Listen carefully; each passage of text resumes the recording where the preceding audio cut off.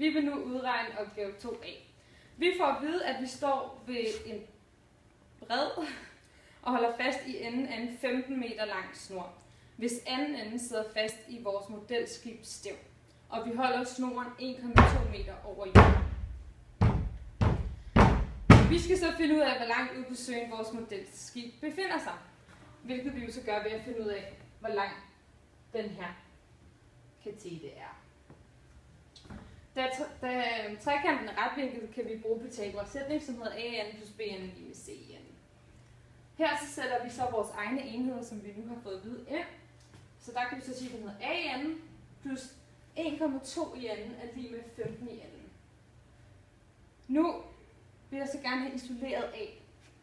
Det gør jeg så ved, at jeg siger a i anden er lig med 15 i anden minus 1,2 i anden. Og jeg siger minus 1,2 i anden, fordi jeg skal have den væk på den her side. Og derfor så minuser jeg den også her. Nu vil jeg så bare gerne finde ud af, hvad a er. Og for at finde ud af, hvad a er, så skal jeg tage kvadratroden på begge sider.